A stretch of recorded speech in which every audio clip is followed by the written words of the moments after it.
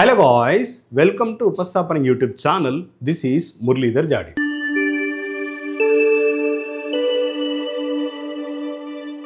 మన తెలంగాణ ప్రభుత్వం ఇచ్చినటువంటి న్యూస్ని జేఎల్ఎంకి సంబంధించిన న్యూస్ని బేస్ చేసుకొని మనం ఆఫ్లైన్ క్లాసెస్ ఇస్తున్నాము మన ఉపస్థాపన ఇన్స్టిట్యూషన్ నుంచి. అదేవిధంగా ఆన్లైన్ క్లాసెస్ కూడా ఇస్తున్నాం. మరి ఆస్పిరెంట్స్కి ఇంగ్లీష్ మీడియంలో ఎక్స్ప్లెనేషన్ ఉంటుంది, తెలుగు మీడియంలో ఎక్స్ప్లెనేషన్ ఉంటుంది. దట్ మీన్స్ తెలుగులో ఎక్స్ప్లెనేషన్ ఇస్తాం, టర్మినాలజీ అనేది ఇంగ్లీష్లో ఇస్తాం. సో తెలుగు మీడియంలో క్లాసెస్ ఉంటాయి, ఇంగ్లీష్ మీడియంలో క్లాసెస్ ఉంటాయి. బైలింగ్వల్ క్లాసెస్ మేము ప్రొవైడ్ చేస్తాం. So offline classes, online classes ఇవి ఎక్కడ మరి? ఆఫ్లైన్ క్లాసెస్ ఎట్ హనుమకొండలో మనం క్లాసెస్ ప్రొవైడ్ చేస్తాం. హనుమకొండలో మనం క్లాసెస్ ప్రొవైడ్ చేస్తాం. Okay, offline classes. Online classes కూడా మనకు ఆన్లైన్లో ఇస్తాము. సో 2 waysలో ఇస్తాము. ఒకవేళ మీకు దీని పట్ల ఏమైనా డౌట్స్ ఉన్నా కూడా కాల్ చేయండి, మా మేనేజ్మెంట్ మీకు రెస్పాన్స్ ఇస్తుంది. సో ఏ రోజు స్టార్ట్ అవుతుంది? 16th August 2024. Okay right. ఈ బుక్ అనేది సింగరేణికి, అదేవిధంగా సింగరేణి ఎగ్జామ్ అయిపోయింది. సో అన్ని ఎగ్జామ్స్ని దృష్టిలో పెట్టుకొని ఈ బుక్ అనేది మనం ఇంగ్లీష్ మీడియంలో దీన్ని తయారు చేసాం. సో ప్రతి టాపిక్కి మనం కంటెంట్ ఇచ్చాము. కంటెంట్ అయిపోయిన తర్వాత ఎంసీక్యూస్ కూడా మనం ప్రొవైడ్ చేసినాం. సో ఇవన్నీ మనం ఇచ్చే ఎంసీక్యూస్ అనేది ఎగ్జామ్ పాయింట్ ఆఫ్ వ్యూలో ఇచ్చాము. ఇది ఓన్లీ ఇంగ్లీష్ మీడియంలో దొరుకుతుంది. సో ఈ బుక్ మీకు చాలా యూస్ఫుల్ అవుతుందని నేను అనుకుంటున్నాను. ఒకవేళ మీరు ఈ బుక్ తీసుకొని అదేవిధంగా మీరు క్లాసెస్ వింటూ మీరు చదివితే మీకు ఇంకెక్కడైనా డౌట్స్ ఉన్నా కూడా క్లారిటీగా అర్థమవుతుందని అనుకుంటున్నాను. సో మీకు ఈ బుక్ ఒకవేళ ఎవరైనా ఈ బుక్ పట్ల ఇంట్రెస్ట్ ఉన్నట్లయితే కింద స్క్రోల్ అవుతున్న నంబర్స్కి కాల్ చేయండి. అదేవిధంగా మా ఉపస్థాపన ఇన్స్టిట్యూషన్ యాప్ లింక్ డౌన్లోడ్ చేసుకొని ఈ బుక్ని మీరు పర్చేజ్ చేసుకోవచ్చు. ఇంకా ఈ బుక్ గురించి కావచ్చు, online classes and offline classes గురించి కావచ్చు, మీకు ఎలాంటి డౌట్స్ ఉన్నా కూడా మా మేనేజ్మెంట్ మీకు రెస్పాన్స్ ఇస్తారు. మీరు కాల్ చేస్తే ఖచ్చితంగా రెస్పాన్స్ ఇస్తారు. Okay right. ఇప్పుడు మనం ఎన్పిడిసిఎల్ అంటే మనం క్లాసెస్ ఎన్పిడిసిఎల్కి ఇస్తాము, ఎస్పిడిసిఎల్కి ఇస్తాము, జెన్కోకి ఇస్తాము, ట్రాన్స్కోకి ఇస్తాము. సో మనం NPDCL already SPDCL question paper అంటే సింగరేణి ముందు మనం ఆల్రెడీ డిస్కస్ చేసినాం. క్వశ్చన్ పేపర్ మొత్తం డిస్కస్ చేసినాం. సో ఫ్రమ్ డీసీ సర్క్యూట్స్ నుండి ఎండ్ ఆఫ్ ది డీసీ అంటే ఎండ్ ఆఫ్ ది సబ్జెక్ట్ వరకు కంప్లీట్గా డిస్కస్ చేసినాం. ఈ సిరీస్లో అంటే ఈ జేఎల్ఎం సిరీస్ ఉంది కదా, ఇప్పుడు రాబోయే నోటిఫికేషన్ దృష్టిలో పెట్టుకొని తెలుగు మీడియం, ఇంగ్లీష్ మీడియంలో క్వశ్చన్స్ ఎక్స్ప్లెయిన్ చేస్తాము. ప్రీవియస్ ఇయర్ 2018లో వచ్చిన ఎన్పిడిసిఎల్ పేపర్, జేఎల్ఎం పేపర్ తీసుకొని డైలీ కొన్ని క్వశ్చన్స్ మనం డిస్కస్ చేద్దాం. సో ఈరోజు అయితే ఒక క్వశ్చన్ డిస్కస్ చేస్తాను. సో ఆ క్వశ్చన్ వచ్చి first question, the DC machine armature core is made up of. అదేవిధంగా డీసీ మెషిన్లో ఆర్మేచర్ కోర్ దేనితో తయారు చేస్తారు? ఇది 2018 టీఎస్ ఎన్పిడిసిఎల్ 2018లో. సో టీఎస్ ఎన్పిడిసిఎల్ 2018లో నిర్వహించినటువంటి ఎగ్జామ్. ఈ ఎగ్జామ్లో అడిగిన డీసీ మెషిన్ నుండి ఫస్ట్ క్వశ్చన్.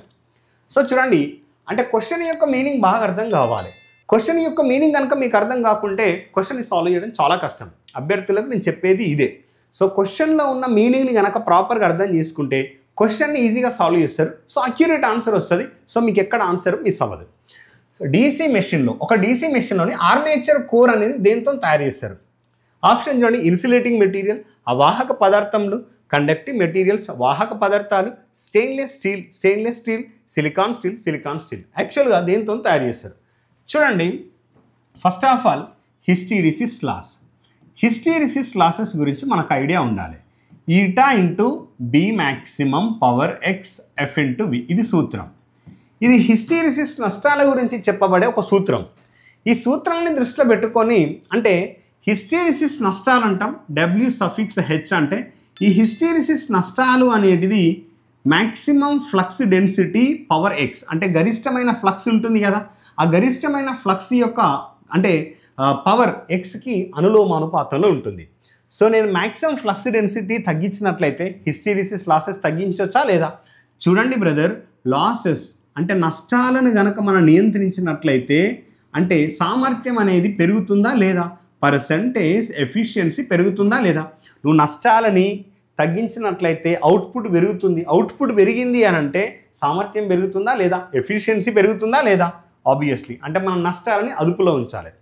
సో ఈ హిస్టీరిసిస్ లాస్ అనేది దేనికి అనులోమానుపాతంలో ఉంది? దీనికి బి మ్యాక్సిమం పవర్ ఎక్స్ అంటే మ్యాక్సిమం ఫ్లక్స్ డెన్సిటీ గరిష్టమైన ఫ్లక్స్ సాంద్రతకి అనులోమానుపాతంలో ఉంది. అయితే ఎక్స్ని మనం ఏమని పిలుస్తాం? Hysteresis coefficient. ఈ విలువ ఎంత ఉంటుంది అని అంటే X equal to 1.6 for silicon steel. So మిగతా మెటీరియల్కి గమనిస్తే ఎక్కువ ఉంటుంది. సో సిలికాన్ స్టీల్ మెటీరియల్ మంచిగా గమనించండి. సిలికాన్ స్టీల్ అనేది high grade material. Silicon steel material తీసుకున్నట్లయితే x ఈక్వల్ టు 1.6. అదే నువ్వు మిగతా మెటీరియల్ తీసుకుంటే 1.6 కంటే ఎక్కువ ఉంటే ఈ విలువ మాక్సిమం ఫ్లక్స్ డెన్సిటీ పెరుగుతుందా లేదా? ఈ విలువ పెరగడం వల్ల నష్టాలు, హిస్టీరిసిస్ నష్టాలు పెరుగుతాయా లేదా? హిస్టీరిసిస్ నష్టాలు పెరగడం వల్ల సామర్థ్యం తగ్గుతుందా లేదా? సో అలా మనం ఈ సామర్థ్యాన్ని పెంచడానికి నష్టాలని అదుపులో ఉంచాలి. నష్టాన్ని అదుపులో ఉంచాలంటే ఎక్స్ విలువను తగ్గియాలి. ఎక్స్ విలువ ఏ మెటీరియల్కి తగ్గుంటుంది? యాక్చువల్లీ సిలికాన్ స్టీల్ అనేది ఫెర్రో మ్యాగ్నెటిక్ మెటీరియల్. సో తక్కువ రిలక్టెన్స్ అంటే ఫ్లక్స్ లైన్స్ని, ఫ్లక్స్ పాసేజ్ని అంటే వ్యతిరేకించే స్వభావం తక్కువ ఉంటుంది. ఆ మెటీరియల్ ద్వారా ఎక్కువ ఫ్లక్స్ని దాని ద్వారా అనుమతిస్తుంది. అలా అనుమతించడం వల్ల మనకు నష్టం తగ్గుతుంది. ఎక్కువ ఫ్లక్స్ దాని ద్వారా అనుమతిస్తుంది. సో దేర్ ఫోర్ సిలికాన్ స్టీల్కి ఆ గుణం ఉంది, ఎక్కువగా అనుమతించే స్వభావం. కాబట్టి లో రిలక్టెన్స్, హై పర్మియబిలిటీ. మనం పర్మియబిలిటీ అంటే ఏంటిది? అనుమతించే స్వభావం. అనుమతించే స్వభావం ఎక్కువ ఉంది కాబట్టి వ్యతిరేకించే స్వభావం తక్కువ ఉంటుంది. కాబట్టి reluctance is less, permeability is high. So ఈ సిలికాన్ స్టీల్, సో దీన్ని ఉపయోగించి మనం హిస్టీరిసిస్ నష్టాలను తగ్గించవచ్చు. అలాంటి మెటీరియల్ ఏదన్నా ఉందా అంటే సిలికాన్ స్టీల్. దీన్నే మనం ఏమంటున్నాం? Silicon steel, silicon steel. So మనకి ఇక్కడ ఇంకొక పాయింట్ కూడా ఉంది. మరి సిలికాన్ స్టీల్ ఏదైతే మనం కోర్ ఉపయోగిస్తున్నామో దాన్ని ఖచ్చితంగా లామినేట్ చేయాలి. ఎందుకు లామినేట్ చేయాలి? లామినేట్ చేయాలి అని అంటే in order to reduce the eddy current loss. Actually ఈ సిలికాన్ స్టీల్లో 4 to 5% సిలికాన్, 4 to 5% సిలికాన్ కలుపుతున్నాం.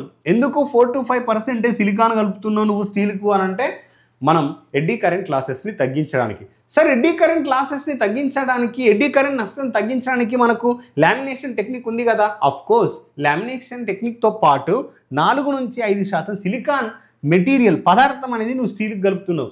అలా స్టీల్కి కలపడం వల్ల సిలికాన్ స్టీల్ అవుతుంది. ఏ విధంగా వస్తుంది ఎడ్డీ కరెంట్ నష్టాలు? సో ఎప్పుడైతే నువ్వు ప్యూర్ స్టీల్ వాడడం వల్ల అంటే కండక్టివిటీ అంటే వాహకత ఎక్కువగా ఉంటుంది స్టీల్ మెటీరియల్కి. ఈ వాహకత ఎక్కువగా ఉండి అదే కోర్లో మనకు సర్క్యులేటింగ్ కరెంట్స్ ఎగ్జిస్ట్ అవుతున్నాయి.